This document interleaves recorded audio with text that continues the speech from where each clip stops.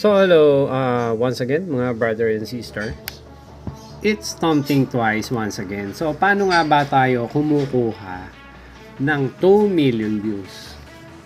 Ano nga ba meron ang video na to?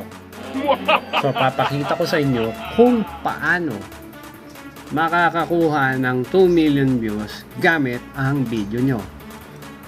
Una sa lahat, para magkaroon kayo ng 2 million views, tandaan nyo to. Kailangan ang mga audience ay napapa-stay nyo sa platform ni YT. 80% ang nag-i-stay sa video natin. Okay? So, papakita ko sa inyo na kailangan nyo na magkaroon ng retention rate na 85% pataas sa loob ng 30 seconds. Hindi pa po nawawala yan. Even though nandiyan na po yung ating mga engaged view, kailangan meron tayong 85% sa loob ng 30 seconds. And then, makikita nyo na yan po ang ating reach. 2 million views. So, sa engagement po, siyempre, dito nyo makikita kung anong kailangan talaga. 85% sa loob ng 30 seconds. Yan po ang retention rate. And then, syempre, kailangan nyo na mapastay sila. Hindi mapaalis. Hindi tayo ma-swipe away. Kailangan mababa swipe away. Medyo tumaas-taas na nga to. Dati, 10 lang to eh. So, ngayon is 78% ang nag-i-stay. Stay to watch. Versus swipe away. So, yan po ang pinaka-importante na dapat nyong tandaan para magkaroon tayo ng 2 million views sa ating mga video. Yan. Ano nga ba meron? Ano nga ba meron to? Itong video na to. Anong meron? Anong meron? Meron ba niyan? Meron?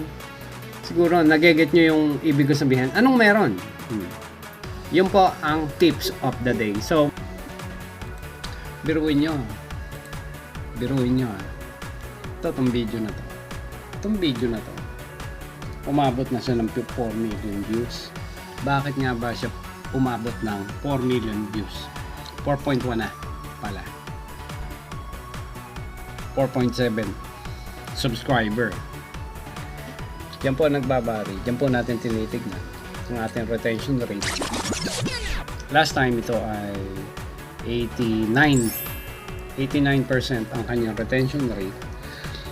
So ngayon, lagi nyo titignan about sa 30 seconds of your retention rate should be on 80%. 75% pataas, pwede yan. Pero sa 30 seconds, dapat na maintain natin ang 80% of the retention rate. And syempre, dapat i-consider nyo dyan yung swipe away. Ilan ba ang swipe away? Mataas pa rin siya. Huwag lang siyang bababa sa 75%. Magpupush pa siya. Swipe away natin 24.6. Stay to watch 75.4. Okay, 30% retention rate, 30 seconds, 80%. So, kumukuha pa rin siya ng views. Okay, kumukuha pa rin siya ng views. Ilang views ang kinukuha niya? Kumukuha pa rin siya ng views ng sa isang oras, o nakaka 42,000 pa rin in 1 hour, kaso bumaba na. Hintayin ulit natin siyang bumaba.